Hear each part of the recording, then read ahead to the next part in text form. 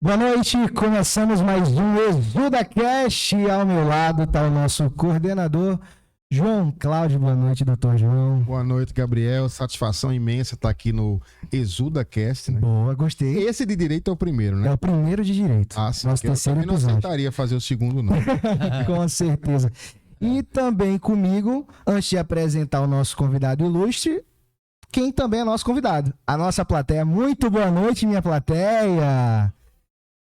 Desculpa, doutor João, minha plateia de direito tá fraca. Chame a plateia. Não, mas é porque não é isso. É porque você tem que saber chamar.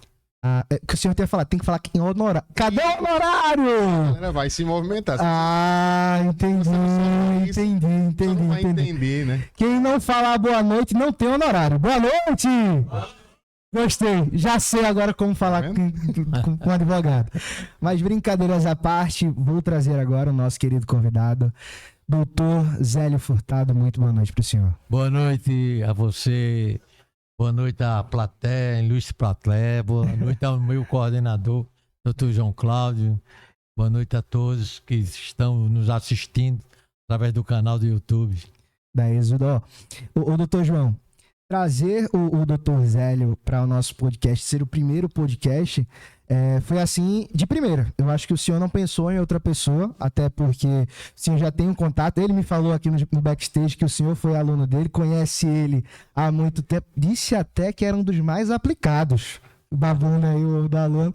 Mas por que trazer o Zélio Furtado para o nosso podcast?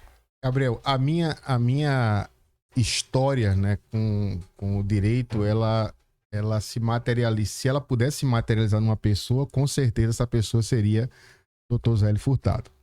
Obrigado. Eu, como estudante de direito, lá atrás, meus 19 anos, eu queria, obviamente, né, estagiar em algum escritório para que eu pudesse entender a dinâmica, né, do que era exatamente ser advogado. Porque quando eu entrei na faculdade de Direito, uma das poucas coisas que eu tinha em mente era exatamente que eu queria ser advogado. Eu não sabia exatamente como é que isso ia se processar, eu não sabia como é que isso, que caminho eu deveria seguir, mas eu tinha essa certeza, eu quero ser advogado. E terminou que aqui, aos meus 19 anos, como eu disse, né, eu comecei a procurar escritório de advocacia para estagiar e surgiu uma oportunidade com o Dr. Zélio, que é muito amigo de um tio meu, e aí nessa relação terminou que eu fui entregar meu currículo, a gente conversou, e naquele momento foi interessante porque o Dr. Zélio, ele estava, além de advogado, ele tem uma carreira acadêmica muito sólida. E eu sempre fui um aluno que admirei alguns professores, né? Eu sempre gostei muito dessa relação entre a prática da advocacia e, de repente, o mundo teórico. A teoria, né? A teoria, pois é. E, de repente, eu estava ali naquele local que encontrava as duas coisas. O Dr. Zélio, na época, estava escrevendo a tese de doutoramento. E me convidou para o escritório, não só para eu estagiar, mas também para participar de uma pesquisa que ele estava fazendo. Uma pesquisa que guardava relação com um levantamento, na verdade, né, empírico, né, com dados que iriam ser levantados na terceira vara federal da seção judiciária aqui de Pernambuco. Era o então juiz, hoje desembargador, Manuel Errar. E aí eu tive, né, a oportunidade de fazer essa pesquisa, né, fazer esses levantamentos, eram um processo, eram casos reais, e a gente teve a oportunidade de debater, e dali nasceu uma amizade muito sincera que nós, até hoje, a gente cativa ela e passamos por várias situações. Daqui a pouco eu terminei o curso de Direito, eu tive escritório, o Dr. Zélio estava comigo.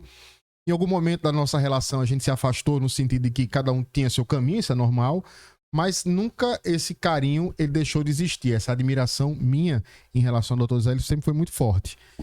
E me vejo hoje, vejo na minha advocacia muita coisa parecida com o que ele, na verdade, fazia lá atrás e faz também, ainda hoje, né?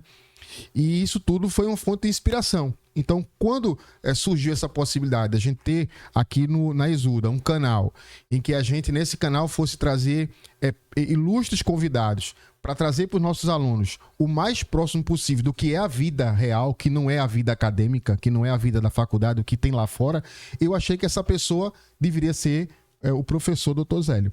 Por reunir todos esses atributos, né, e poder falar de uma advocacia longeva, né? O que é que nesse caminho, o que é que ele fez que acha que deu certo, o que é que ele fez que acha que faria diferente, não que deu errado, mas que faria diferente. E aí, só para concluir o raciocínio, Gabriel, porque eu sempre achei e acho isso de verdade, né? Eu não tive essa oportunidade na advocacia, na minha formação, né? E nem na advocacia. A gente fala muito pouco do que é ser advogado, do que né? A gente não conversa sobre isso. E quando a gente tem a oportunidade de trocar essa experiência, ou pelo menos de escutar isso, o caminho fica mais fácil.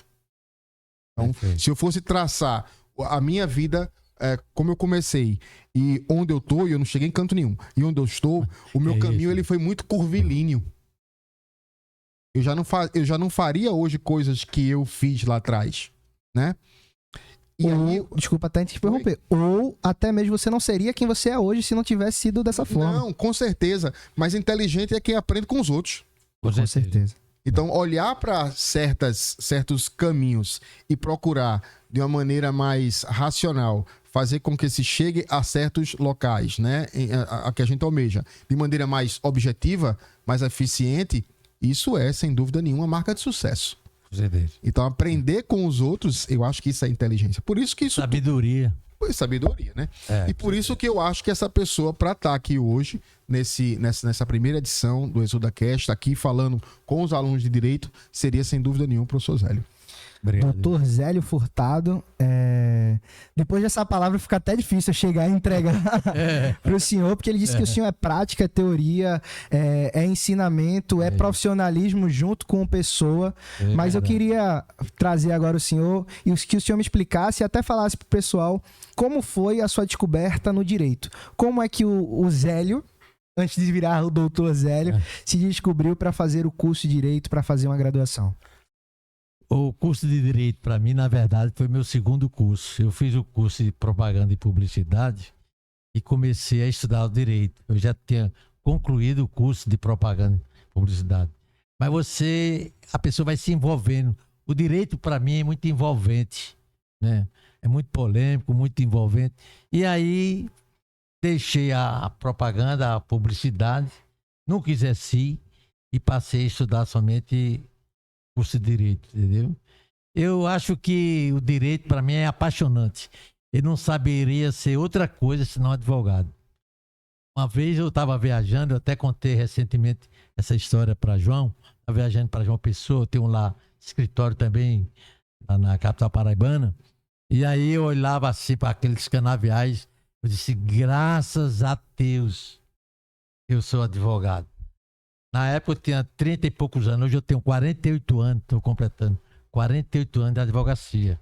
Eu fui professor 40 anos e vou completar 48 anos de advocacia. E me senti super feliz.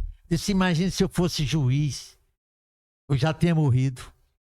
Aí perguntei, por quê?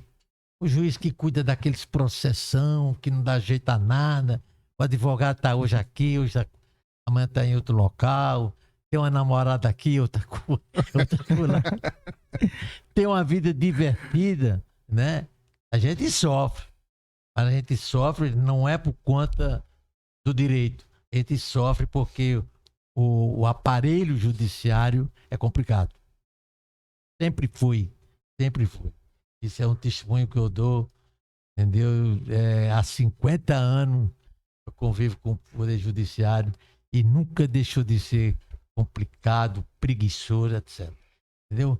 Mas se você gosta da advocacia, a advocacia é uma cachaça, é um vício, né? Não tem como. Eu não vejo João Cláudio jamais sem ser um advogado e um professor. E olha que João tem uma, né, pelas palavras dele que você já conhece, vê que João é bom de palestrante, né? Mas o que ele tem no sangue mesmo é o sangue do advogado, entendeu? E aqui eu queria, já me estendendo, né? Não sei se eu devo me estender. Pô, aqui o podcast é seu, eu só tô aqui... E aqui, às vezes eu questiono muito o seguinte, no meu tempo, isso é em 1976, eu acho que muita gente aqui não tinha nem nascido, eu me lembro muito bem o seguinte, o pessoal dizia, você vai ser advogado? Você é maluco? Tem advogado aí sobrando, batendo um no outro. Isso, veja, há 48 anos atrás. Então, essa história de dizer que tem advogado a mais, tem advogado, entendeu, sobrando, isso é conversa. Agora mesmo eu estava conversando com o doutor João. Quantos segmentos da economia tem aí a se explorar que Pernambuco não tem? Falou agora mesmo da lei de proteção de dados. Proteção de dados. Não tem um advogado que cuide disso. E outras matérias, Ou seja, tem sempre um nicho para o profissional do direito. Entendeu? E vocês que estão aí na faculdade, vocês podem desde já enxergar isso e investir nisso.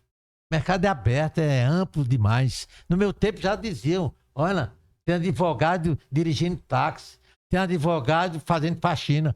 Cara, isso não é um advogado, isso não é uma pessoa que quis estudar o direito.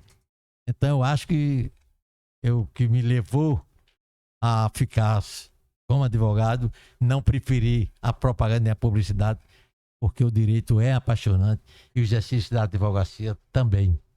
É o que o senhor conversou com a gente, que o direito lhe envolveu. O doutor João, a Exuda, ela tem a questão do acolhimento, de trazer desde o primeiro período a prática, de fazer com que os alunos de direito conheçam não só na teoria, mas também a prática, no primeiro fundamento ali. Mas o senhor, como coordenador do curso de Direito, o que é que o senhor poderia falar de diferenciais que a Exuda propõe para os alunos e que o público precisa saber, que os próprios alunos que estão no primeiro período, que a gente tem aqui aluno do primeiro e do 10º período, eu acho. Também tem o 7º período, a gente já tem aluno que já passou na OAB também. Então, o senhor, olhando aqui a Exuda como coordenador, o que o senhor vê de diferenciais da Exuda hoje?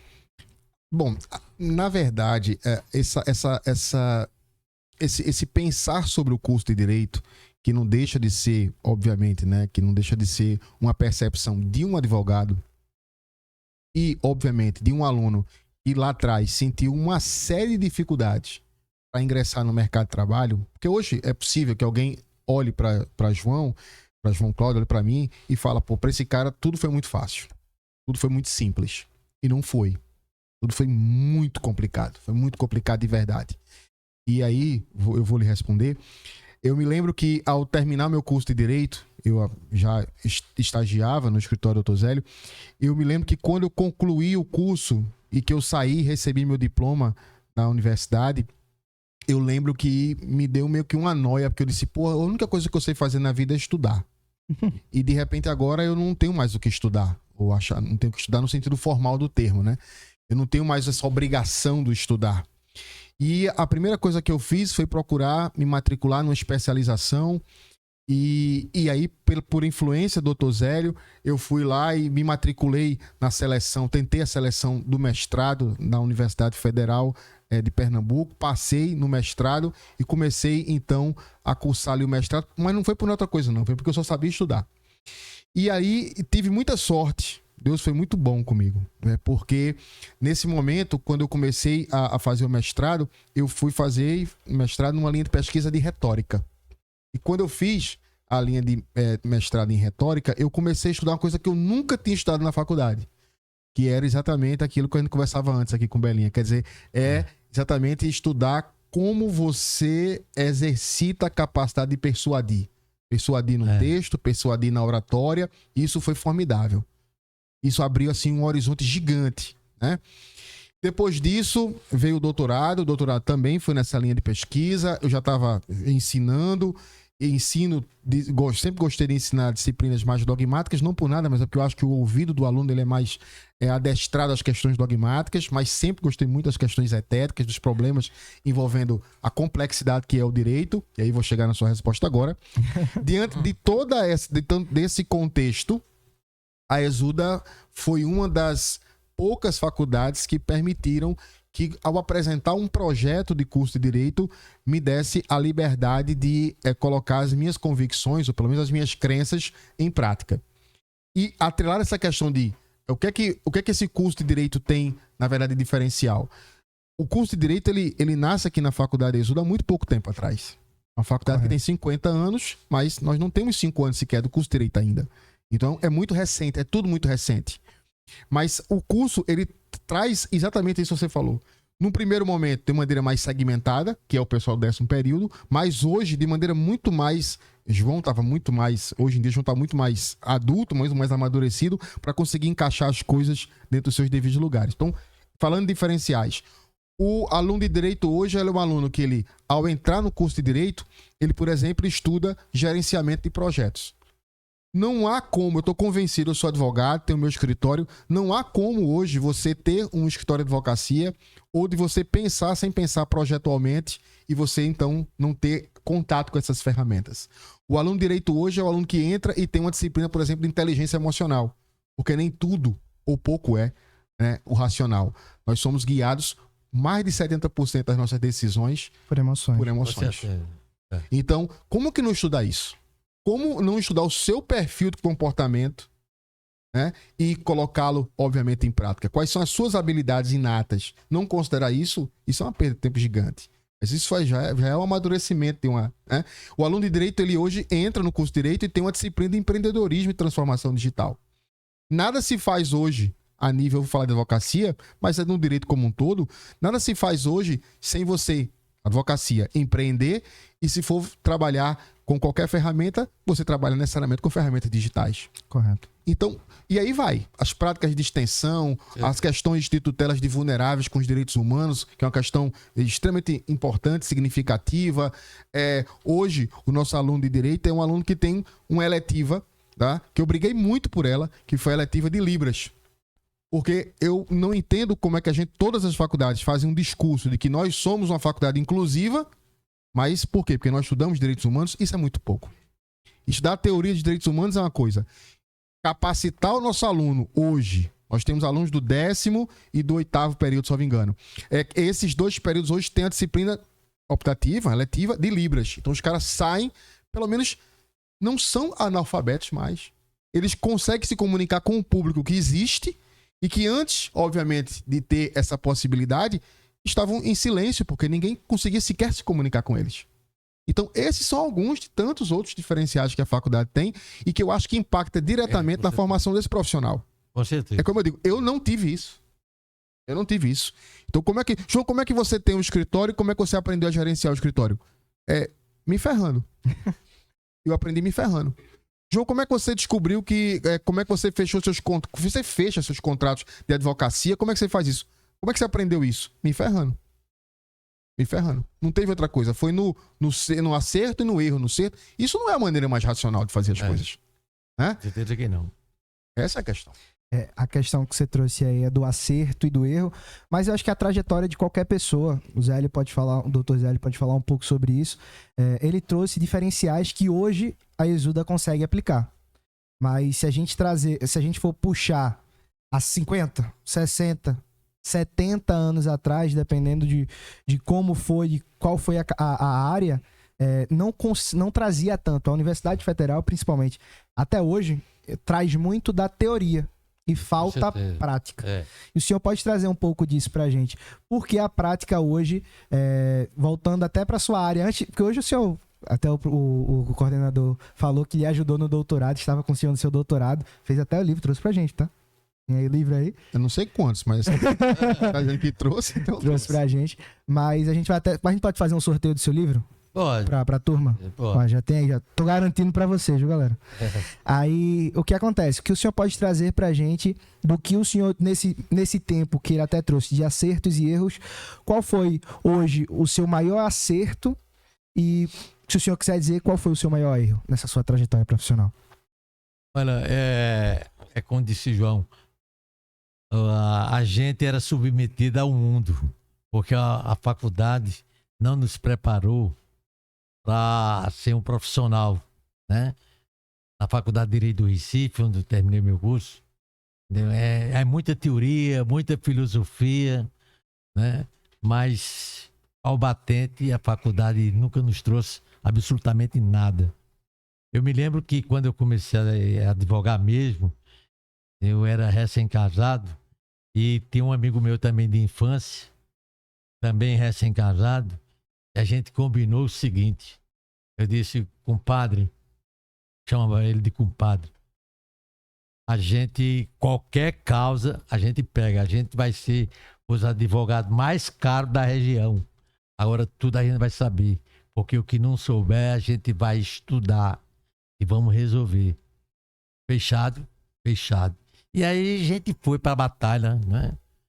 9 meses depois eu fui a conseguir um contrato, fui ser empregado do Grupo Lundgren, e lá fui chefe do departamento jurídico com 24 anos de idade, entendeu?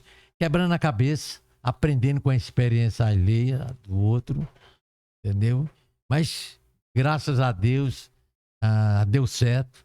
Depois eu entrei, logo no início, comecei a ensinar. Eu comecei a ensinar em abril de 1977, né? Me lembro como se fosse hoje. A minha faculdade era a que eu ensinava. Essa é uma reportagem no Jornal do Brasil, em manchete muito grande. Minha página de jornal, dizendo o seguinte: os bacharéis da estrada. Porque, na verdade, durante a semana tinha poucos alunos, uns 3, 5 alunos, mas na hora da prova tinha 200. Entendeu? O pessoal morava no Pará, morava em Tocantins, mas na hora de fazer a prova estava presente, não era exigido a frequência, entendeu? E aí eu fui ensinando, etc, entendeu? Na verdade, eu só tenho que agradecer a advocacia, né?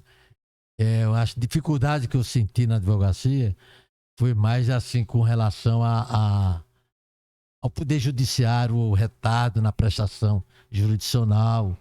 Não foi eu gostaria muito de atender aos anseios do meu cliente. Não conseguia porque, infelizmente, é uma máquina muito emperrada, né? E, permita dizer, em alguns casos, de muita corrupção também. Já havia corrupção, hein, naquele tempo. Eu tenho casos e mais casos que eu posso contar, mas não vou contar, não vou fazer isso. Entendeu? Alguns desses personagens já morreram, etc. Então, não é novidade essas coisas que acontecem hoje no Poder Judiciário. Infelizmente, onde tem a mão humana, tem um erro, tem um acerto, tem um engano, né? Me lembro, tem episódios engraçadíssimos dessa minha trajetória, entendeu? Mas eu, sinceramente, eu acho que foi muito gratificante a vida. Deus foi muito bom para mim. Depois eu fiquei mesmo na universidade também, mas nunca deixei de advogar. Mas eu gostaria de pedir permissão ao coordenador, ao meu amigo Dr. João Cláudio, para contar um exemplo do primeiro dia dele no meu escritório. Eu tinha um recurso para fazer para o Superior Tribunal de Justiça. Aí eu contei o caso, ele disse: olha, aqui você vai ter que entrar com agravo no agravo de instrumento. Uma peça rara, que eu tenho a impressão que na época eu não tinha feito nenhum recurso desse. Aí o João disse: olha, o caso é esse, pô, faça ao seu modo. Aí ele foi, fez tal. Quando ele terminou, disse: me dê aqui. Aí fui riscando, entendeu? Eu disse: João, parabéns. Aí ele disse, nessa franqueza dele: doutor, parabéns de que se o senhor riscou tudo? Parabéns, porque você teve a coragem de fazer aquilo que você sequer já estudou. Mas você teve a ousadia. O advogado precisa ter essa ousadia, né? Ele foi firme. Disse: pois você vai ficar aqui comigo. E assim foi. Disse: você vai aprender, porque a minha escola, no estágio, foi bem interessante. Eu passei um período no escritório de um advogado muito conhecido aqui, sabe? Posso declinar o nome, porque é muito chato dizer esse nome. Mas aí, chegavam os casos, eu ia tentar fazer, entendeu? Aí ele nem lia, nem considerava nada. Daqui a pouco ele fazia a versão dele, que era a versão definitiva, e eu fui ver o que é que tinha a petição dele, o que é que não tinha a minha, né? Que diferença era, né? Cabeçalho, como é que faz assim, assado, entendeu? E aí eu fui, né, pegando a manha, porque ele, né? Acontece muito isso no nosso ramo. O advogado não gosta de ensinar, mas eu fui aprendendo desse jeito, né? Passei uma temporada lá, depois eu saí, não quis mais, e fui estudar e só fui aí pegar no direito mesmo, já formado, entendeu? Mas ainda passei uns 6 meses nesse escritório e aprendi pelo menos, entendeu? Um lado triste, né? De pessoas que não gostam de ensinar, de botar outro para frente e tal. Isso acontece muito. Mas o advogado não pode ser tímido, não pode de jeito nenhum esmorecer, entendeu? Esmorecer. O que mais se tem, infelizmente, na nossa profissão é a vaidade. A vaidade, né? O pessoal se sente, o juiz, os embargadores, muitas vezes se sentem verdadeiros reis, né? Imperadores. Eu sei dizer a vocês o seguinte, que é muito mais fácil, muitas vezes, você falar com o ministro do Superior Tribunal de Justiça, o STJ, do que mesmo um juiz de uma vara comum do Recife. Entendeu? Infelizmente isso acontece. Tem vários casos assim. De forma que eu não tenho, assim, muito o que lamentar, sabe? Pelo contrário, eu tenho muito aqui ficar feliz. Não por conta do judiciário, mas sim por conta do próprio... Essa atividade do advogado de chegar e tentar resolver, procurar ajudar. Eu acho que sempre gostei muito da advocacia por conta disso. Eu estava dizendo aqui, Gabriel, antes de a gente começar, e a FGV, a Fundação Getúlio Vargas, é muito interessante isso. A Fundação Getúlio Vargas, ela fez um estudo demográfico do perfil dos advogados do Brasil. E publicou isso agora no mês de abril, e algumas coisas me chamaram a atenção. Por exemplo, que eu acho que isso vai ser interessante até para o professor Zélio comentar. Hoje, 72% dos advogados do Brasil, eles atuam autonomamente. Então, aqueles bacharéis que ingressam junto à ordem e aí vão advogar, 72% desses que compõem hoje o quadro da OAB são formados por advogados que são autônomos. Ou seja, não pertencem, enfim, não fazem parte de nenhuma banca de advogados. Ou seja, vai lá e nem atua... Nem são empregados, né? Nem são empregados. Então, vocês funcionam como autônomos. Isso é interessantíssimo, eu não sabia disso. Essa pesquisa, portanto, está nos dizendo que existe um grande mercado, ainda há um grande mercado, para quem se forma em direito e vai, obviamente, tentar advocacia. Por quê? Porque 72% dos advogados atuam exatamente assim. Atuam como autônomos. Paralelamente a esse dado, a FGV também nos traz um dado, que são os dados dos nichos. E seccionado, tanto por região, como seccionado também por estado. Então, coloca lá, Pernambuco, por exemplo, aí diz o número o percentual, né? De advogados que atuam na área XYZ. E aí a gente percebe que existem áreas inabitadas. Existem áreas de direito que ninguém nunca nem sonhou em, de repente, atuar. Nunca pisaram ali, né? Pois é. Algumas que têm números que são muito pouco sugestivos. Por exemplo, no direito imobiliário, eu me lembro que eu olhei para isso, 1% apenas dos advogados em Pernambuco ocupam esse nicho. Tá? E o direito imobiliário, por exemplo, é um direito... Eu estou falando de direito imobiliário que eu estou lembrando de Flavinha. O direito imobiliário, por exemplo, é um ramo, né, muito específico, que a gente olha a princípio e diz assim, pô, isso aí é uma coisa... né? Mas é um mundo. Certeza. Porque você está falando ali das questões dos direitos e deveres dos síndicos e está falando ali, de repente, das questões condominiais. Brincadeiras à parte, mas eu de fora.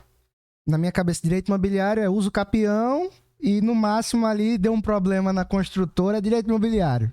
Mas, tipo, isso sou eu de fora. Sim, sim. Imagina você...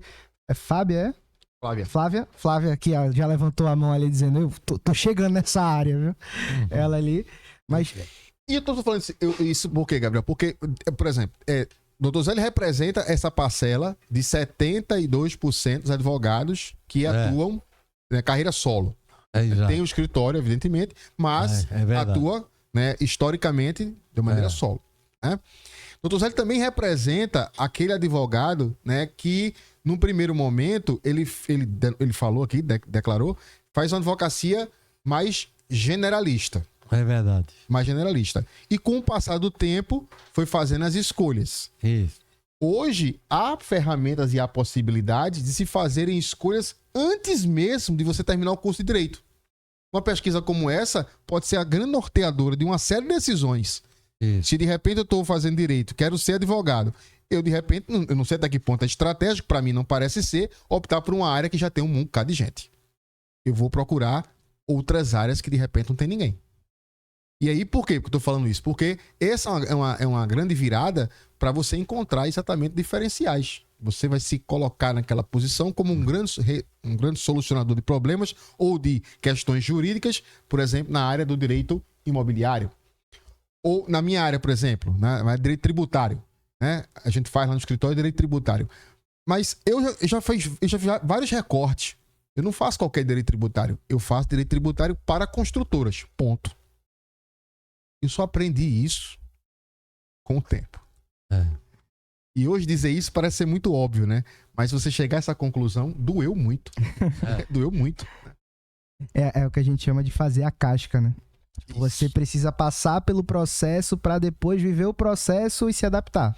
Eu não consigo fazer hoje planejamento tributário que não seja de construtoras. É bom, né?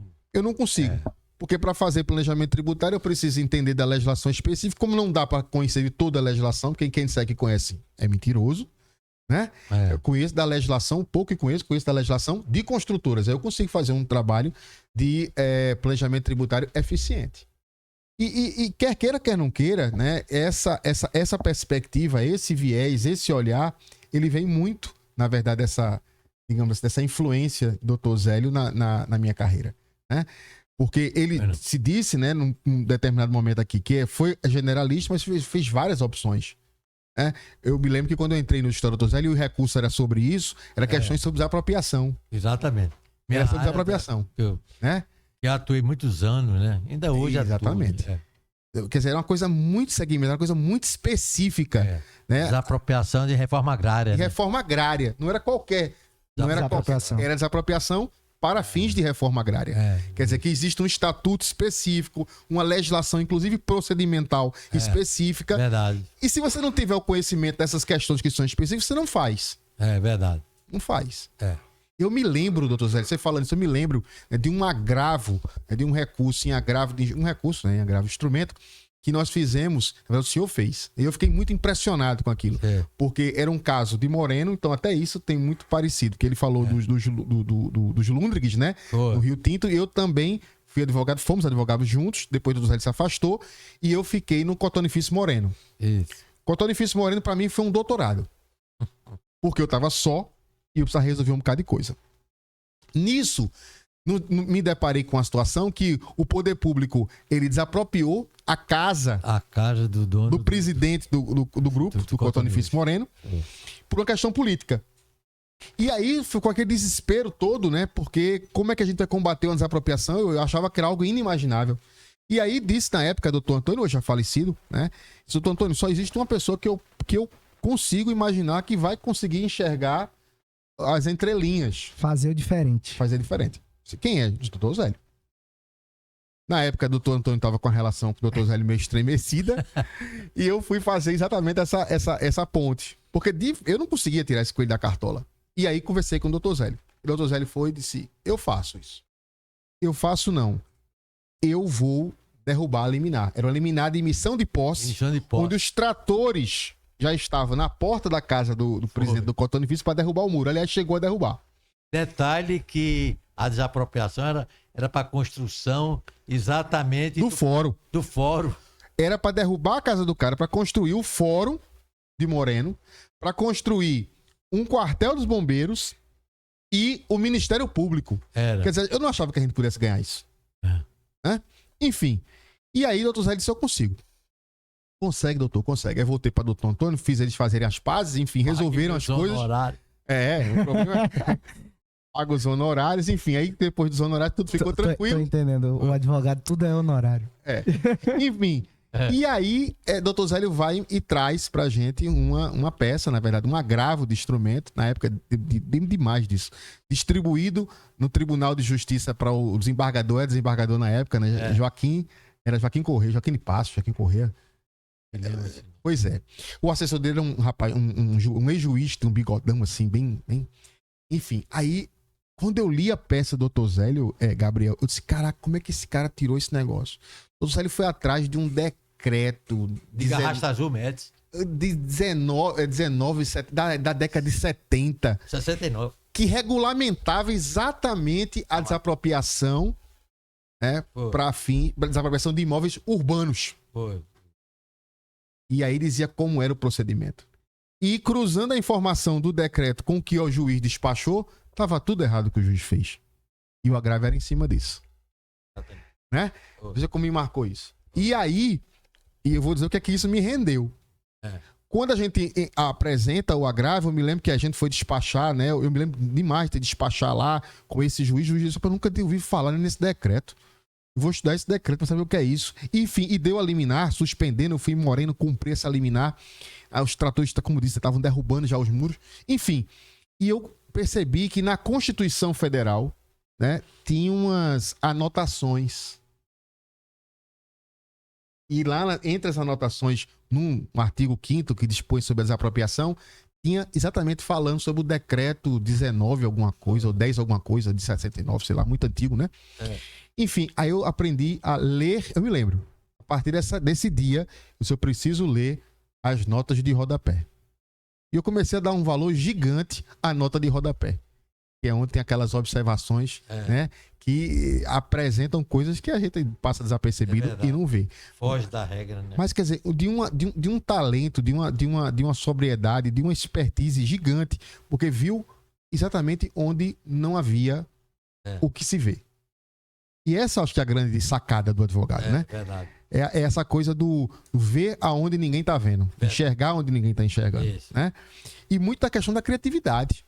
Porque você precisa ser artista, né? Enfim, de retoricamente mostrar que aquilo ali tá bem postado, conseguir persuadir, convencer o juiz, no caso, né? Enfim, de proferir aquela liminar. Um grande aprendizado. O senhor falou do recurso de agravo em agravo especial. Acho que foi um agravo em agravo instrumento de recurso especial. Foi um negócio desse. Eu não sabia nem o que era isso. Eu nem sabia o que era aquilo. Mas você foi ousado, você fez, né? É porque na época não existia Google. É sacanagem isso. Não existia Google, não existia a inteligência artificial, que hoje a gente manda fazer, o cara vai lá e faz. Não existia livros de modelo, eu nunca... Não. É outra coisa que eu aprendi, a não usar esses modelos. A tentar criar o seu modelo. Eu sempre dizia isso lá no escritório. Não consultem os modelos porque vocês se acostumam. Fica refém. Vão se criar o seu próprio. E a gente vive só. Nem ver. E a gente vive na contramão, né? Porque quando o pessoal vai estudar para a OAB, o que mais o pessoal vai ensinar aí são modelos. Modelos. E a advocacia não combina com isso. Não combina.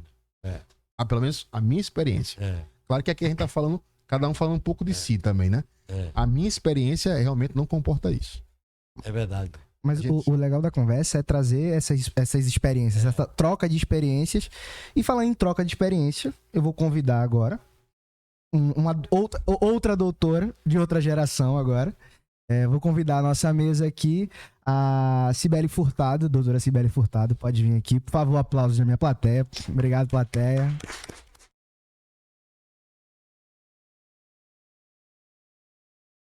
Boa noite. Boa noite, doutora Cibele. Puxa um pouquinho o microfone para você deixar do seu jeito. Bom. A gente já estava conversando aqui sobre experiências diferenciais. Então, a primeira pergunta para ela, antes dela se apresentar no todo. Doutora Cibele, no seu olhar hoje, qual o seu maior diferencial e por que um advogado tem que ter diferenciais? Então, como o doutor João estava falando, nós temos muitos advogados, meu pai também falou, isso sempre foi uma questão, tem muitos profissionais, muitos advogados. Na pesquisa que ele mencionou da FGV, boa parte estão na minha área, que é Direito de Família. Só que o meu diferencial, e de outros colegas que trabalham comigo, enfim, é isso que meu pai mencionou, que João mencionou agora, de você ir buscar a nota de rodapé, de você buscar o detalhe. E às vezes meu pai reclama comigo, que ele fala, você é muito legalista, você tá muito presa na lei, tente, ouse. E eu venho buscando isso, buscando ousar, inovar e ir no detalhe, na criatividade, construir algo novo. Às vezes tem alguma coisa que não é nem da nossa prática fazer, mas vamos tentar, vamos fazer essa relação com outra decisão semelhante e tentar construir algo novo e ir atrás do que daquele direito, né, do cliente que a gente está tentando conquistar. Ela puxou agora ir atrás. Eu acho que o ir atrás dela, o ir atrás do que você busca. Eu quero aquilo, eu não posso ficar parado, eu tenho que ir até aquele local, eu tenho que me posicionar. E aquele ditado, né? Tipo, só quem pode correr atrás do teu sonho é você. Verdade. Então você tem que ir. E eu vou puxar agora um gancho pro Dr. Zélio. Dr. Zélio, o senhor escutou agora 2 gerações. E 2 gerações que a gente pode dizer que o senhor ensinou, de uma parte ou outra. Mas qual foi o motivo maior dessa questão de diferenciais? Ele disse um dos seus diferenciais, ela trouxe um diferencial dela, mas por que o Dr. Zélio tem diferenciais? Qual o maior diferencial seu? Rapaz, eu acho o seguinte, eu acho que o meu maior diferencial é que eu pergunto ao cliente, faço a seguinte pergunta a ele, o que é que você quer? Vou anotar o que você quer, o quê? Que eu faço o quê? Isso. Você quer atingir esse objetivo? Então eu busco o direito dele. Mas eu não busco o direito dele na lei. Busco no direito. Aí eu acho que está o diferencial. Porque a lei é apenas uma mera manifestação do direito. Mas o direito se manifesta de outras formas. Também, não é isso? Então eu vou contar um caso aqui que bem ilustra essa situação. Uma certa cliente minha, ela era minha cliente da área de desapropriação. Ela tinha um engenho, o engenho dela foi desapropriado e eu era advogado dela.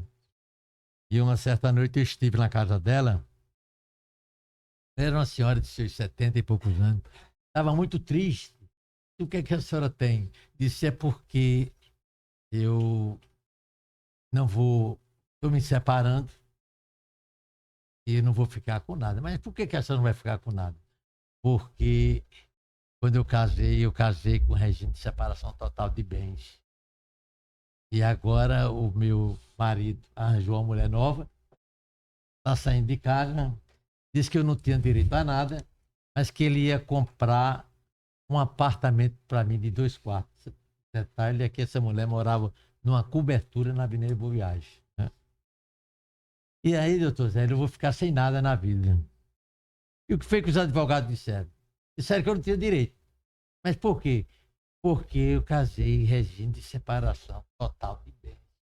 Tem escritura pública, tem tudo. Eu olhei atentamente para ela e disse, vamos fazer o seguinte, eu vou ser seu advogado. A senhora vai me pagar 20% de honorário do que a senhora receber. E o senhor vai ser meu advogado? Vou ganhar, Castro. Então veja, eu estava diante de uma situação bem simples. Ela casou em separação total de bens, tem uma escritura, tudo certo. Eu ia atrás de quê? Eu ia atrás de outra coisa, do direito. Ora, comecei a raciocinar e, com base nisso, eu fiz a minha peça de defesa. Ora, a Constituição, ela ampara as relações concubinárias. Por que é que vai deixar o desamparo uma mulher que foi casada quase 50 anos com uma pessoa, essa pessoa teve 2 filhos e agora doente, idosa? Que direito é esse? Onde é que estão os fins do direito aí? Desampará-la? Deixar... Bom, eu fui nesse viés buscar exatamente uma solução que não estava na lei. A lei me impedia de fazer isso. Mas eu construí todo esse raciocínio. Só sei dizer a vocês que quando chegou foi apresentar, o homem já tinha entrado com a ação de separação. Quando o colega foi ver a contestação, a minha contestação, aí chegou, pediu o juiz para suspender a audiência um pouquinho, chegou e disse, olha, vamos fazer um acordo. Ela fica na cobertura, fica com o carro, fica com a pessoa integral, ele vai dar isso, vai dar o direito de apropriação, vai. Então é isso, né? Eu acho que eu vejo muito por aí pessoa pesquisar a lei. Muitas vezes a lei é contra, mas existe, acima da lei, existe o direito, os princípios gerais do direito, por exemplo. Né? A pessoa faz um contrato, né? Não pôde cumprir o contrato, faliu, aconteceu casos assim, relevantes na vida dele. E por aí, inclusive, escrevi até o livro de minha dissertação de doutorado, foi sobre a teoria da imprevisão, né? E esse livro eu fiz um resumo dessa minha tese de doutorado, fiz um resumo, é exatamente o livro que o Gabriel estava falando. Então, eu acho que deve fazer o seguinte, o advogado ele tem que enxergar o direito. Acontece o seguinte, é que para fazer isso precisa-se de estudar, precisa-se ler, né? O professor Lorival Villanova, de saudosa memória, foi meu professor na graduação, no mestrado e no doutorado, foi um dos maiores pensadores, filósofos do direito, professor aqui da Faculdade de Direito do Recife, entendeu? Ele me dizia sempre o seguinte, Zélio, estuda teoria geral. Você tem que estudar a teoria geral, não lê a lei. Estuda a teoria geral do direito civil, processo civil, etc. Porque com base nisso, você vai longe. Entendeu? E realmente dá um handicap muito grande à pessoa de não enxergar o problema do camarada, não tem direito não. Não é bem assim. Vamos ver, vamos analisar, entendeu? Vamos enxergar, vamos ter um outro olhar sobre a situação. Então, acho que o meu diferencial, eu me diferencio muito, hoje ainda, na vida prática, é exatamente esse. Né? Causas grandes, e graças a Deus eu fui bem sucedido, mas por conta disso. Ou seja, um olhar sobre o problema diferenciado, né? Diferente dos demais colegas. Entendeu? Acho que é por aí. Você tem um olhar, não na lei, mas olhar no direito. E o direito é amplíssimo, né? E o direito tem um fim assim social, humano, muito grande. Enquanto a lei, nem sempre. Gostei de ver. Professor Dr. João, a gente trouxe se aplicar a uma área e não desistir. Trouxe o senhor de percalços, de trajetória e, do outro lado, trouxe um olhar amplo. Então, vamos dizer assim, que se quem está assistindo, quem está do outro lado, que está vendo essa palestra, pegar um pouquinho de cada um que falou aqui, já é um ponto que o senhor falou. Não erra com os erros, vai errar. Se quiser errar, erra. Mas pelo menos já sabe como tá os erros dos outros. Doutor João, queria puxar agora um pouquinho do senhor, e até a própria Cibele pode falar também, que a questão acadêmica. Hoje o senhor disse que gosta de atuar numa área acadêmica, um nicho enfático, mas quando o senhor vê um aluno que está no segundo, terceiro período ali, que eu até brinquei com a gente antes de começar, que, será que isso vai dar certo? Será que direito é a minha área? Quando o senhor vê um aluno que está um pouco indeciso, qual é a diferença na aula? Como é que você pode circular aqui, trazer aquele aluno? Porque eu acho que o professor sente. Ele sente qual é o aluno que se dedica mais, qual é o aluno que está ali razoável e o que está meio disperso, o que não se encontrou ainda.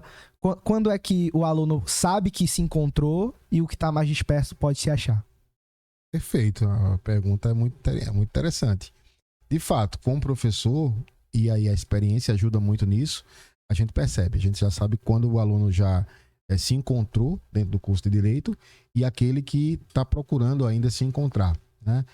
Mas é como o Dr. Zélio também comentou já, o direito ele é muito amplo. Então, a perspectiva, por exemplo, de ser advogado é uma perspectiva possível dentre tantas outras.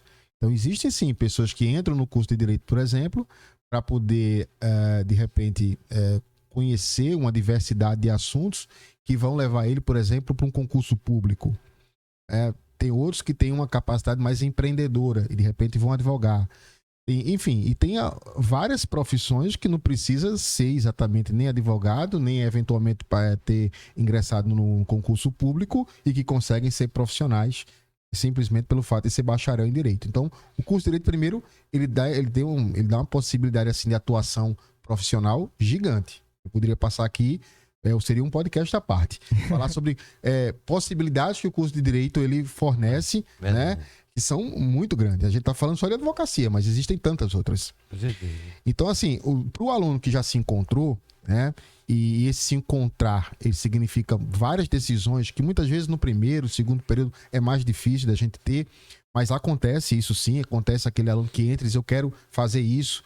O importante penso eu, é ter a certeza dessa convicção. Então, se eu entro no curso de Direito e eu quero um concurso público, afunila isso. Que concurso público você quer? Porque se você já sabe qual é o concurso público que você almeja, né, você começa a se preparar desde então para aquilo. Então, e você começa a fazer, né, certas escolhas, certos recortes. Você precisa passar por todas as disciplinas, evidentemente. Mas haverão aquelas que são mais interessantes, no sentido de que vai te fornecer cabedal para fazer aquele concurso, outros não.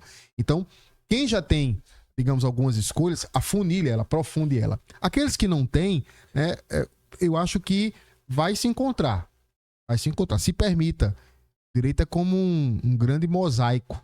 No final, tem uma figura. E se permita.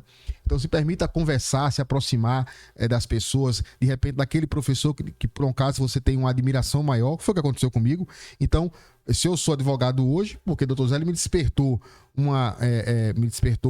certas coisas que eu nem sabia que tinha, né? Certas competências, certas habilidades que eu fui construindo que nem sabia que tinha. E, de repente, fui tentando... E aí é a palavra, né? Fui tentando imitar.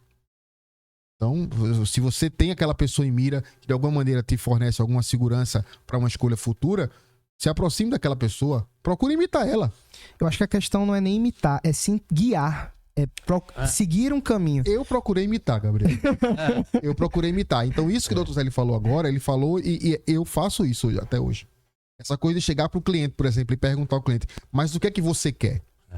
Né? Hoje eu tô mais sofisticado, né? Eu não sou mais aquele menino de 19 anos. Então hoje eu posso dizer que eu pratico a hermenêutica do ouvir. Então eu escuto o que o cara tá dizendo e às vezes nem ele sabe, nem o cliente sabe o que quer, mas há um momento da nossa conversa, em fechando um negócio, fechando um contrato, que eu olho para ele e falo, mas o que é que você quer? E isso é Dr. Zélio. Isso não é João que tá falando. Eu falo, mas o que é que você quer? E aí eu vou puxando a linha até o final para saber o que ele efetivamente quer. Depois eu vou montar uma maneira de encontrar aquele objetivo. Se é que é possível. Né? Claro, sempre é. No direito tudo é possível, né?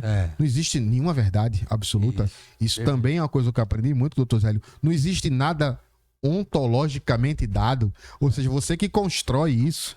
E se você constrói isso, tudo é possível. E é criatividade, é argumentar, é saber colocar-se e colocar as coisas. Então, isso tudo vem dessa relação. Então, assim, eu acho isso, sabe, Gabriel? Quando você já tem uma escolha, que massa, afunile ela. Se você não sabe ainda, vá tentando se relacionar com as pessoas, porque isso é muito importante, e vá, obviamente, se guiando, para usar uma palavra menos densa, né? Ou imite aquilo ali. Eu me lembro que, olha, na minha tese de doutorado, eu me lembro que você falou em texto, eu entreguei minha introdução ao professor João Maurício. Eu devo muito a João Maurício. E João olhou para mim, meu orientador do mestrado e doutorado. E porque foi orientador do mestrado e doutorado do Zélio. Porque João foi o orientador do Dr. Zélio, na minha cabeça eu disse, cara, se esse cara para mim é referência, eu tenho que passar por... Eu vou ter que passar pela mesma Não se arrependeu não, né, João? De forma nenhuma. De forma nenhuma. Então, assim, eu sou muito grato a João Maurício, mas eu me lembro que eu entreguei minha introdução, já eram já era um cara criado, né? Eu tava no doutorado, então eu não era uma criança, eu era um menino. Entreguei a minha Já introdução. tinha passado pelo mestrado, Já né? tinha passado pelo mestrado, já era já era professor, enfim. Quando eu entreguei minha introdução da tese de doutoramento, João fez um X bem grande e disse assim, ele chamava Joãozinho, porque João era ele e eu sou Joãozinho. Ele disse, Joãozinho, tá uma merda. Uma merda isso aqui. E ele escrevia e assinava que tava uma merda. Cara, eu saí deprimido com aquilo. Muito deprimido. Aí fui pra casa e aí João me fez uma coisa, eu disse, olha, ele tinha acabado de escrever a tese de livre docência dele, aí ele disse, vê como é que faz, lê a minha introdução. Eu li a introdução de João. Eu não li a introdução de João. Eu estudei a introdução de João. Eu fui ver como é que ele escrevia, como ele colocava o argumento, como ele, entende? Como ele construía o raciocínio dele. E aí eu aprendi que antes de se escrever, né, se deve organizar as ideias. É algo elementar. Né? Aristóteles já diz isso lá na retórica, mas enfim, e aí? Nem por isso, não é porque Aristóteles disse isso que a gente sabe disso. E aí eu comecei a entender isso. Primeiro tem que organizar as ideias, depois colocar o texto. E isso serve, né, não só para aquela introdução da tese de doutorado, como serve para toda e qualquer petição minha. Eu não escrevo nenhuma petição sem antes organizar as ideias e ali escrever. É por isso que eu não sou muito afim dos modelos, porque ninguém vai ter as minhas ideias. É verdade. Né? E eu vou pintar aquele quadro daquele jeito. E a petição, para mim, isso é outra coisa que eu aprendi muito com o Dr. Zélio. Por isso que ele não faz advocacia, ele nunca fez advocacia de massa. É a petição, é o quadro. É o quadro que você esteticamente desenha a sua figura. Isso. E dá à lei a interpretação que é mais conveniente. Eu não tenho mais essa vergonha de dizer isso. Eu interpreto a lei conforme os interesses do meu cliente. Com certeza. É isso. Então, sendo o cliente quer, então eu vou interpretar a lei daquele jeito. É verdade. E o ministro Marco Aurélio tem uma passagem o ex-ministro Marco Aurélio de Mello, né, do STF, que ele diz isso, né? Quando eu estou diante de uma lei, aliás, quando eu estou diante de um julgamento, primeiro eu julgo, eu condeno ou eu absolvo. Depois eu procuro um argumento na lei para justificar as minhas convicções. Porque sempre eu vou encontrar. E hoje, na maturidade, me permite dizer isso. Não existe a lei. Existe a interpretação que você dá a ela, né? E tudo é possível. Por sinal, esse livro, o nosso livro, que é um resumo da tese de doutoramento, diz exatamente isso, né? Exatamente isso. Eu queria até registrar que esse livro, né, o doutor João teve muita participação, porque ele trata de uma pesquisa que foi feita 10 anos na Justiça Federal, e quem foi atrás dessa pesquisa foi o doutor João Cláudio, se lembra, né? Demais, né? Você falou até aqui, né? Então a gente provou por A mais B que em 10 anos, né? 10 anos, os crimes cometidos, julgados na Justiça Federal, não tinha ninguém preso. Tá lembrado, não? A justiça brasileira. A gente mostra os dados da pesquisa. Tá no livro, inclusive. Tá no livro. Voltando àquela pergunta que eu fiz, Sibeli também pode trazer um pouco do olhar dela agora de sala de aula, porque bastidores também, tô sabendo que pode ser uma professora. Verdade. Pode ser. E como você pode, a visão teórica, mas também de prática sua, de saber vivenciar como advogado, vivenciar como aluno e diferenciar isso. Porque eu acho que o aluno ele tem que diferenciar o advogado Sibeli, a advogada Sibeli e a aluna Sibeli. Como é que tem essa diferenciação? Ou no final, vamos dizer, no 10º período, já é só advogado? E aí? Então, Gabriel, eu fui uma aluna indecisa. Quando eu entrei no curso, eu não tinha o sonho em uma carreira jurídica ou advogar. Eu fui uma aluna indecisa também. E na minha época, eu sinto que o que faltou para mim foi um contato com as possibilidades do direito. Até mesmo dentro da advocacia, quando eu estagiei, eu tive contato com um tipo de advocacia, que era a advocacia de massa, direito do consumidor, que, querendo ou não, é um tema que se repete muito, as teses se repetem muito. E só depois de formada, depois de um tempo advogando, foi que eu entrei em contato com o direito de família e com esse estilo de advocacia que a gente tem hoje, que é bem artesanal. E foi aí que eu me encontrei. Eu disse, não, é aqui, eu não quero fazer outra coisa que não seja advogar dessa forma, nesse estilo. E eu sinto que o que faltou para mim, como aluna, foi realmente esse contato com as diversas possibilidades. O que João falou também, de você, se você quer um concurso, tenha um contato com essa carreira, como ela é, e afunile. Como advogada, eu hoje em dia sou completamente realizada, mas até chegar nisso demorou um pouco. Foi erro e acerto. Tentando, errando, vendo, não é por aqui, eu não gosto disso e estamos aí. Eu acho que falta, Gabriel, pensando, né, pensando como pensando como um pensador de curso, né? É porque eu levo muito a sério essa coisa da educação jurídica, sabe? E fico sempre problematizando, né? Falta meio que não sei, tipo assim, um direcionamento dentro do curso de direito, um coaching, por exemplo, que diga assim, qual é o seu perfil? Cara, você é propício mais a fazer isso, né? E você, outro, é mais propício a fazer aquilo. Tá? Eu acho que isso é uma coisa que, na evolução, é uma coisa que vai acontecer, que já existe em outras profissões. Porque a gente, como professor, percebe, olha pro aluno e fala, pô, esse cara aqui é um cara que, né, se ele for para advocacia, ele vai conseguir, de repente, desvendar, enfim, várias questões. Outros que são mais, né, notadamente mais para o concurso público. Não que essas coisas sejam imóveis, de forma nenhuma, né? Mas é perceptível muitas vezes verdade. isso, né? E cada pessoa tem um perfil comportamental mesmo. Sem Então, dúvida. uma pessoa mais analítica, talvez ela dê, até dentro da advocacia, mas ela se desenvolva melhor em um estilo de advocacia, desenvolvendo alguma atividade e não tão bem em outras, e é natural, assim, é onde ela dá show, Se realiza, mais. se realiza isso. Eu tenho um perfil de comportamento, Belinha, eu tenho um perfil de comportamento de uma pessoa conforme. Eu não sabia nem o que era isso. Eu descobri isso em 2018, tá? Quando eu escutei isso numa palestra de um coach, fui atrás disso, matriculei no curso. E por que eu tenho esse perfil? Eu sou uma pessoa que é difícil de convencer. Então, eu tenho uns argumentos muito bem preparados para quase tudo. É verdade. Né? Então eu lhe escuto com toda a diplomacia do mundo, mas as minhas convicções são as minhas convicções. Mas se não for o mesmo que eu, desculpa aí. É isso. Olha, Brigadão pelas suas convencer João palavras. Cláudio é difícil. Convencer João. Eu não entendia isso, mas isso é do meu perfil. Então eu sou uma pessoa, eu fiz esse curso, tracei meu perfil, e o meu perfil, no meu perfil, eu sou de 0 a 100, eu sou 88% de conformidade. Então eu sou um cara conforme. O que é o cara conforme? O cara conforme é aquele cara que só vai se convencer se tiver bons argumentos. Tá? Só muda se tiver um argumento convincente. Convincente. Eu sou esse analítico. Eu acho que é o momento que você fala. Eu acho que eu perdi. Eu sou esse analítico, né? Eu sou essa pessoa extremamente analítica. Existem outros perfis. Tem pessoas que são mais influentes. Eu tenho uma dificuldade, por exemplo, gigante. Né? Eu tenho uma dificuldade gigante de comunicação. Eu também. Se hoje eu consigo Você tem dificuldade de comunicação, irmão? Você tá vendo? Vocês acham? Mas sabe o que é isso? É porque eu enxerguei que eu tinha essa dificuldade. E trabalhou esse trabalhei problema, né? E trabalhei ela. Olha, Tudo isso aqui é mentira.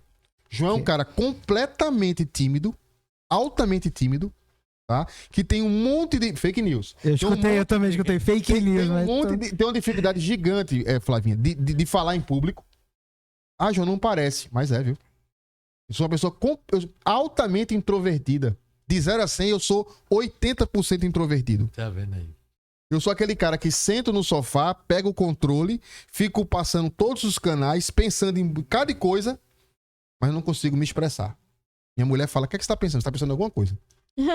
E eu não digo a ela o que eu tô pensando. Às vezes até minto, né? Enfim, mas não isso sou eu. Isso é João e cada um tem seu perfil.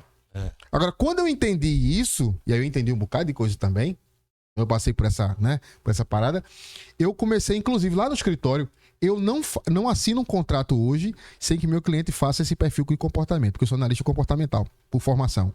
Então eu mando um link, o cliente faz aquilo, nem sabe por que tá fazendo, eu falo, por que eu tô fazendo isso, João? Responda. Faz parte da consultoria em planejamento tributário. Aí, quando eu leio o perfil do cara, e vejo quais são os objetivos dele, eu sei se ele tá mentindo, se ele não tá mentindo, o que efetivamente ele quer, o que é do perfil dele, o que não é, e para poder fazer um planejamento tributário mais adequado a ele. Tá? Essa coisa que você falou, Belinha, do perfil de comportamento, para mim foi fundamental. E aí eu fui estudar, como eu sou analítico, não me convenço com um simples argumento. Foi se aprofundar, né? Aí fui estudar o William Moulton, né, que é o cara que criou a Mulher Maravilha. Vê que coisa legal. E aí comecei... Os americanos, eles são muito bons nisso, né? Estudar coisas que, enfim, que a gente nem pensa que existe. E aí fui entender o que era perfil de comportamento e aplico isso hoje de verdade. De verdade. Eu aplico isso na minha advocacia. E quando você falou em estudar, tá? Eu ia até provocar. Porque o meu aluno de direito, né, ele pergunta assim, João, qual é o livro que você indica para direito tributário? Normal. Pergunta isso. Professor, qual é o livro que você indica? Eu digo Schopenhauer. Vá ler Como Vencer um Debate Sem Precisar Ter Razão. O professor não tem nada a ver com tributário. Isso tem tudo a ver com tributário. Tem tudo a ver com tributário. Porque se você não souber bem argumentar, colocar os seus argumentos, né, você não, o tributário vai ser só mais uma coisa que lhe aparece. Né? E eu acho isso outras habilidades. O advogado ele precisa de outras habilidades que não é simplesmente ou tão somente interpretar a lei. Toda profissão precisa ter talento, né? E, e o bom dessa parada é que eu entendi que se constrói, não vem com a gente. Isso a gente aprende a fazer. Verdade. E vê que massa. Tem que amar, né? Eu acho que como toda profissão, você tem que amar o que está fazendo. Você tem que amar ser advogado. Eu penso isso. Eu já discordo. Tá vendo? Eu já Eu não quero convencer, não. Honorário. Convencer, João falou, tem um honorário também. A gente vai puxar agora para esse ponto que a gente vai começar a conversar com o público. Fechado? Massa. Fechado. Doutora Cibele, doutor Zélio, doutor João, todo mundo ok? Massa. A gente vai começar primeiro pelo lado direito. Então, vamos pro lado direito. Quem do lado direito quer começar a fazer uma pergunta para os nossos convidados? Nosso lado direito aqui, fazer uma pergunta. Pessoal do lado direito que não quer fazer pergunta. Flavinha tá escrita ali, um bocado de coisa na mão dela. Olha aí, Não, pode? então... Pode. Então, levanta Pode. a mão agora. Flavinha quer fazer uma pergunta? No momento, não. Então, já que ela não tem nenhuma pergunta, mas ela vai fazer o monólogo dela. Então, dá o microfone pra Flavinha falar um pouco. Por favor, boa noite. Se apresente, fale qual o período. Não, pode falar agora.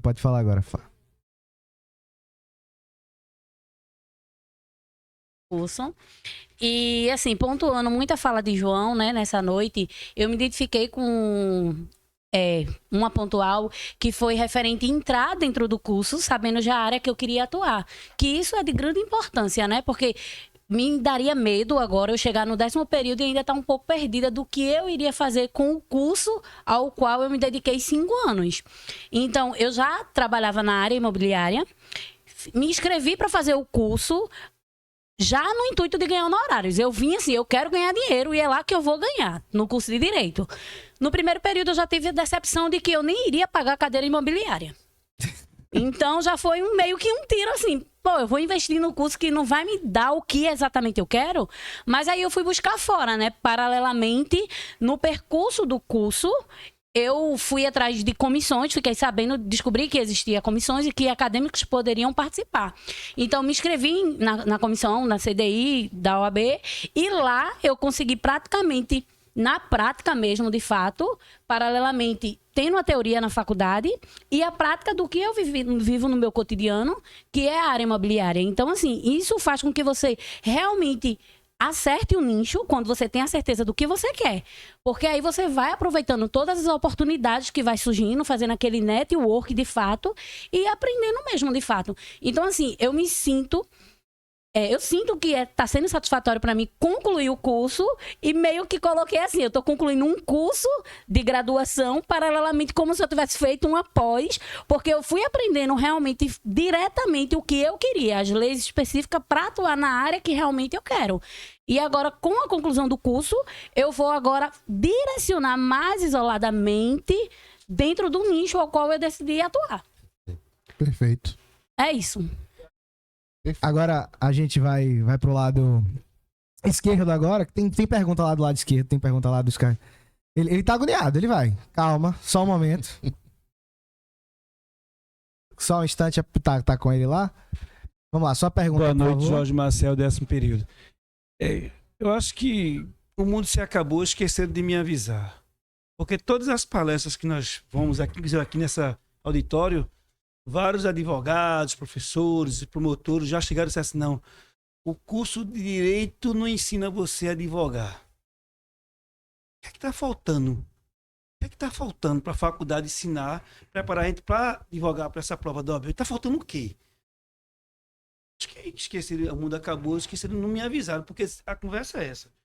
Teve outras palestras que a gente tinha aqui, não, o curso de Direito não ensina a advogar. Oxê, não tradição danada. Agora mesmo o coordenador falou assim, não, devia ter um coach para ver. Oxe, por que não tem? Falta o quê para ter? Falta o quê para ter? Essa conversa aqui é aquela conversa de político que quando quer ajeitar uma coisa, vê assim, vamos analisar para ver o que... Falta o quê? Essa é a minha preocupação. Deixa eu responder. Viu? Eu também quero. Então, Obrigado. o doutor Zélio vai responder. Qual o seu nome? Jorge Marcel. Pode responder. Jorge, você bateu exatamente no ponto que há muitos anos eu questiono. Pra você ter uma ideia, o professor João Maurício, que foi orientador dele e o meu também, ele disse, os cursos de Direito estão atrasados 200 anos. A metodologia do curso. Por exemplo, eu fui professor 40 anos.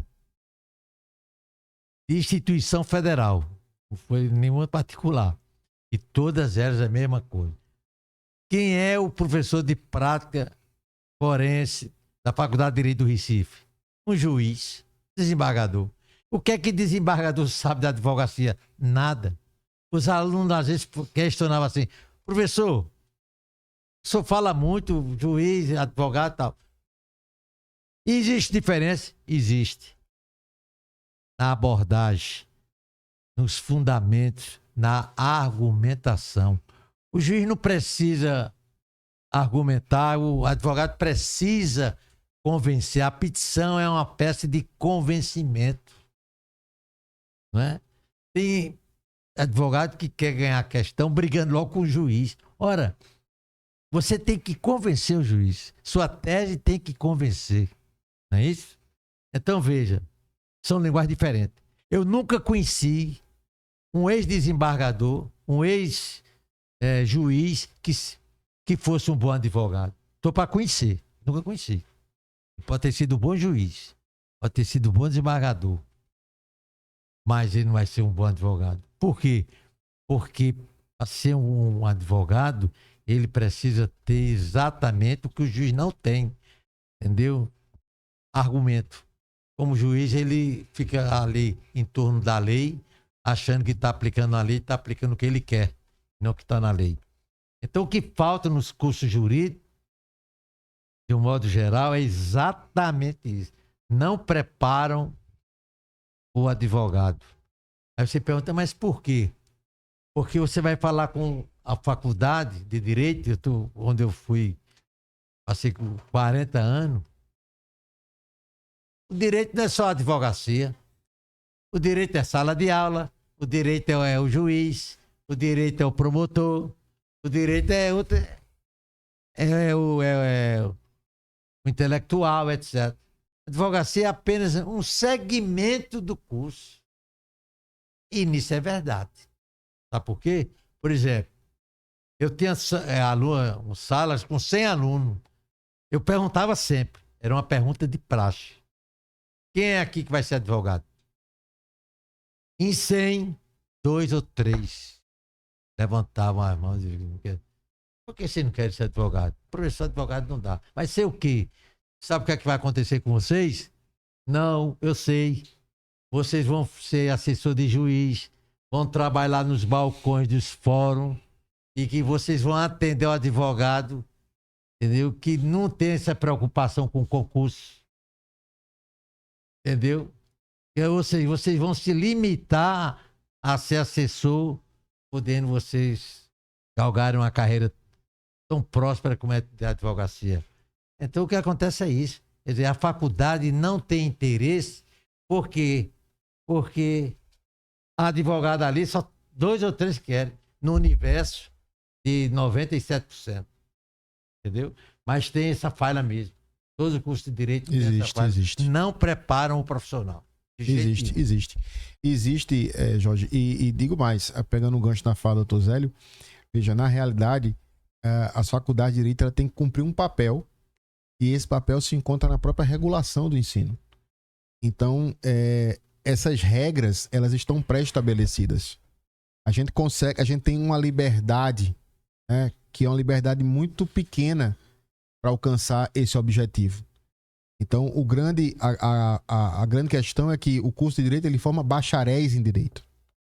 E aí a faculdade cumpre esse papel. Né? Tem que formar bacharéis em Direito. E aí a advocacia é, sim, um desdobramento disso. Então, a faculdade ela fornece uma base para que dentro dessa base, ou a partir dessa base, as pessoas possam fazer as suas escolhas. Então, o que, na verdade, a gente está colocando aqui hoje... Então, hoje é uma noite inspiradora. Por quê? Porque estamos trazendo para dentro da faculdade esse ponto que, na minha época, isso jamais foi conversado, isso jamais foi dito. É verdade. Jamais foi reconhecido que sequer existia, né? Como forma de que vocês possam pensar nisso também. Então, a ideia é sair daqui hoje imaginando, será que eu quero, do meu curso de Direito, amanhã depois ser advogado? E como é que eu faço para ser advogado? Que não tem nenhuma receita pronta. Mas está dizendo, olha, se você quer ser advogado, tá, algumas coisas você precisa entender. E uma delas procure um nicho de mercado. Procure, porque não é ser advogado, por ser advogado, também não vai significar muita coisa. E nem acho que ser advogado significa passar na prova da OAB. Isso é um conceito formal. Ser advogado não é simplesmente passar na prova da OAB. Passar na prova da OAB é um requisito. Você vai ter inscrição como advogado. Mas ser advogado é mais do que isso. É você ter a carteira, é você, na verdade, saber como conquistar clientes, porque advogado sem cliente não adianta nada. Então é você saber gerenciar o seu tempo, é saber cobrar honorários, é você saber entrar no mercado, é você saber, enfim, dirimir as questões do seu ponto de vista processual. Então são tantas outras coisas que, evidentemente, que se a gente fosse fazer isso dentro de uma faculdade de Direito, a gente estaria formando advogados. Mas a gente não pode fazer isso, por uma questão normativa. A gente não forma advogados, a gente forma bacharéis em Direito. Tem mais uma pergunta? E a ideia do podcast é exatamente isso, né, Gabriel? Correto. É trazer isso, e se existe. Amanhã depois a gente vai ter um podcast aqui que vai estar um juiz, que vai estar um desembargador, e o cara vai contar como é que eu fiz para ser juiz. Isso. É uma receita de bolo? Claro que não. É o que ele fez. Se você se identifica com isso, procure fazer isso, então. Se o cara chegou lá é porque deu certo. Agora, o que não dá é pra... Doutor Zélio, como é que faz pra ser juiz? Eu não sei. Eu nunca quis ser juiz. Eu nunca tracei esse caminho. Agora, e nem eu posso perguntar, por exemplo, para chegar um juiz aqui e falar, como é que você faz pra ser advogado? O cara vai dizer, eu não sei, eu nunca fui advogado. Então, a ideia é exatamente a gente trazer pra aqui pra dentro, né? Esse debate para que a gente possa se orientar. Eu quero ser professor. Olha aí, tá faltando professor nas faculdades de Direito de modo geral. Eu quero ser professor. Será que para ser professor é o mesmo caminho de ser advogado? Não, a base é a mesma, bacharel em Direito. Mas para ser professor é uma coisa, para ser advogado é outra, para ser juiz é outra, para ser delegado é outra, para ser membro do Ministério Público é outra, para ser serventuário da Justiça é outra, e assim vai. E não existe receita de bolo. Até porque se existisse, eu tava vendendo aqui. Eu não tava dando, não. Eu tava vendendo, né? João pontuou uma ideia muito boa, que o podcast não é só para trazer essa conversa, mas é para vocês do outro lado conseguirem absorver de uma maneira mais didática, mais tranquila, numa conversa, interagir, tirar dúvida. E despertar uma reflexão também, Isso, trazer o interesse. Eu tento aqui, eu até brinco antes da gente começar, eu não sou especialista em nada. Eu posso estar aqui estudando, eu estudei a vida dele, tento interagir, trago perguntas que às vezes quem está do outro lado quer fazer e tento fazer com que vocês me deem toda a informação, porque quem está do outro lado, ela quer informação. Ela quer saber o máximo, ela quer entender como funciona, como funcionou e como está funcionando. Sem dúvida. A diferença entre teórica e prática é vivência. Sem dúvida. É verdade. É você viver, e eu acho que isso é em qualquer curso. Então, a Exuda tenta trazer essa didática com vivência, trazendo palestra, trazendo pessoas que tiveram essas vivências e fazendo com que seja diferente. Então, antes de a gente encerrar o podcast, vamos para mais uma pergunta e depois eu volto para a gente. Boa noite, meu nome é Joab, eu sou ganhador da Bolsa 100% aqui no curso de Direito. É uma honra estar aqui participando dessa reunião, desse evento, e eu queria aproveitar o nosso advogado que já está há muito tempo, há muita carreira, e eu queria que o senhor desse, assim, repassasse um apoio, uma mensagem positiva. Qual conselho, qual fundamento, qual palavra de autoestima o senhor pode estar passando para nós que está começando, nós que está terminando, e quais o objetivo o senhor pode estar nos passando através dessa sua carreira que o senhor teve há muito tempo? Joab, né? Ô, Joab, o que eu posso dizer a você é o seguinte. Primeiro, não desista. A advocacia é uma carreira brilhante, rentável. Agora, precisa você ter paciência. Toda profissão tem o seu início, né? Hoje, um colega nosso, foi meu estagiário lá na Paraíba, né? Tá morando na Paraíba, do Tribunal de Contas. Ele dizia assim, eu perguntava a você, ele dizendo isso a mim, quantos anos eu vou precisar ter para ser um advogado? Aí você dizia, 10 anos. Hoje eu vejo o professor Zé que o senhor estava certo, entendeu? Até 10 anos a pessoa está começando. Mas toda atividade é assim, a medicina é assim, a engenharia é assim, né? Agora, o que eu posso lhe dizer é o seguinte, Joab, é uma carreira muito boa, tem mercado, não desista, é difícil. Agora você precisa ter uma coisa, estudar. Não se esqueça nunca disso. Estudar, ter responsabilidade, entendeu? E cobrar os honorários certos, entendeu? Cobrar, porque tem isso. Olha, esse amigo meu que nós começamos junto, que ele me chamava de compadre, eu dizia, compadre, é o seguinte, isso fui lá no interior da Paraíba, Cajazeiras, exatamente, entendeu? A gente vai cobrar caro, o cliente pode não querer a gente, eu estava começando, não tinha nenhum cliente, o cliente pode não querer a gente porque a gente é caro, entendeu? Então veja, aí eu me lembro que uma retificação de nome no cartório, o pessoal pagava R$100, 200, sei que mais lá. Aí o cidadão lá nos procurou. Quanto é para fazer essa retificação? Eu disse, R$2.000. Aí o camarada disse, esse doutor deve ser bom para cobrar caro desse jeito. Entendeu? Não se acanhe de cobrar honorários caros. Eu nunca tive, eu vou confessar uma coisa aqui a vocês. Quando termina o processo, e eu, graças a Deus, saio vitorioso, eu nunca acho que meus honorários foram caros. Porque o custo-benefício de um cliente que ganha uma causa, entendeu? É muito grande, é muito intenso. Eu não sei o caso aqui da doutora Cibele, que advoga nessa área de divórcio, separação, né? Entendeu? Mas a minha que é mais patrimonial, entendeu? Eu acho que o seu esforço, a sua dedicação, eu acho que qualquer honorário que se cobre caro, eu acho que vale a pena. Então não desista, entendeu? Tem muita gente, infelizmente, o que a gente observa é o seguinte, tem muita gente para falar mal do advogado, gente que não quis, não enfrentou. O advogado não pode ser preguiçoso, se acomodar, não. É o que o doutor João Cláudio diz. Você tem que partir, tem que se modernizar. É isso? Hoje tem inteligência artificial, hoje tem a internet que ajuda, o Zap, que você já... Antigamente, para passar um documento para alguém, tem que ser o fax. facsímile, né? Você tem fax, olha, passava no fax para chegar lá, não sei aonde, entendeu? Telefone e tal. Hoje é tudo muito rápido. E o PJE tá aí. Então vocês têm sorte, a sorte que eu não tive. É de a tecnologia disponível, discussão de vocês, né? Você hoje tem a inteligência artificial, você diz um assunto, o computador faz a petição. Olha que beleza. E isso é um detalhe que eu gostaria de chamar a atenção de todo mundo. Mas nada vai superar a inteligência humana.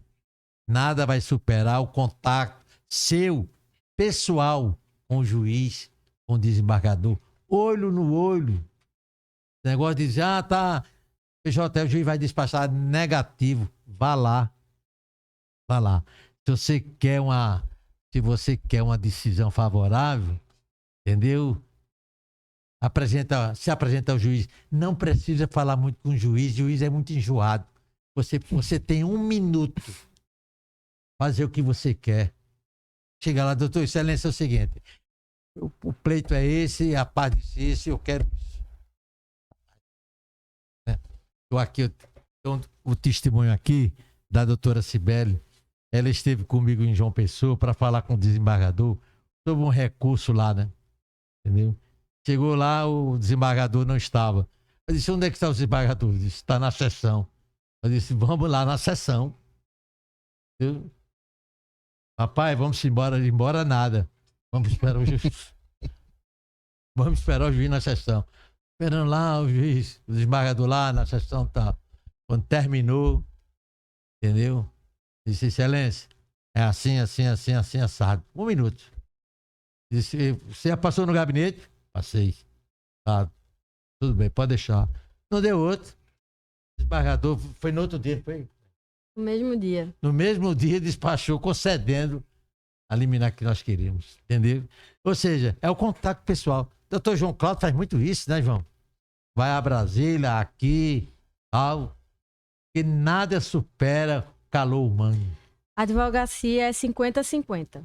É 50 o que você coloca lá na sua peça e 50 o contato direto do despacho, de ir atrás.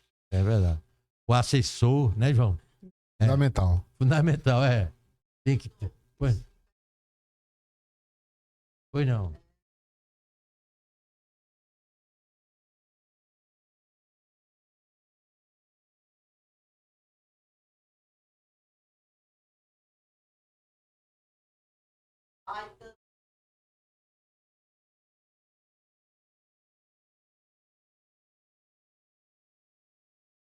Coisa boa. Depois você vai me ensinar esses caminhos que você teve, porque tem gente que quer uma bolsa dessa. Muito bom, Joab, muito bom. Olha, e você, Joab, você tem o perfil daquela pessoa que está junto à sua comunidade defendendo intransigentemente.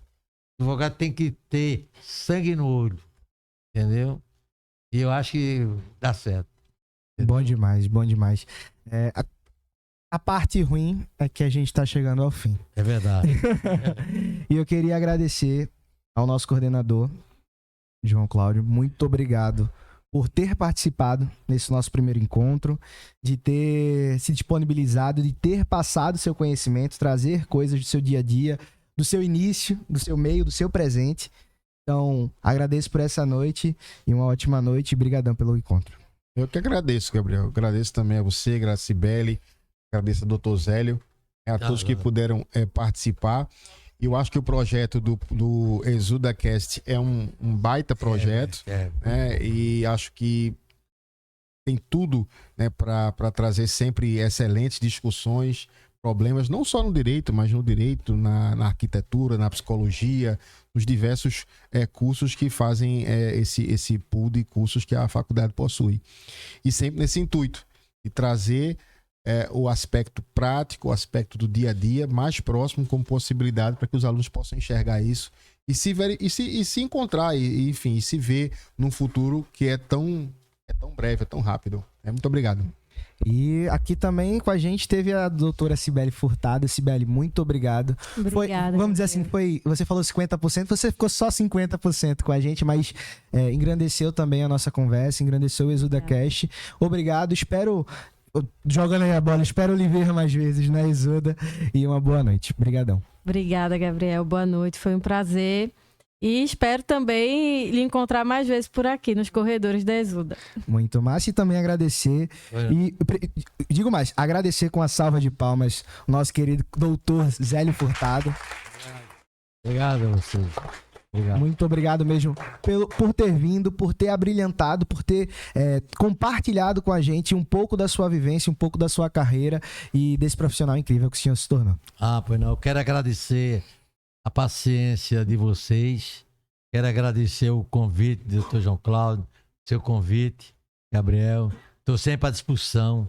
Se é para falar da advocacia, pode me chamar às vezes que você quiser, porque eu gosto da advocacia de paixão mesmo, entendeu? E estou sempre à disposição de vocês, qualquer um de vocês, né? O Dr. João Cláudio sabe disso. Obrigado e... lamentavelmente a gente chegou a hora da despedida, né? Entendeu? Um abraço a todos vocês e boa noite. E pessoal, vocês aí da plateia, vocês de casa, retórica e decisão judicial, vou colocar nos stories daqui a pouquinho que a gente vai fazer um sorteio para as turmas de direito. Fechado? Tá. Fazer um sorteio desse daqui.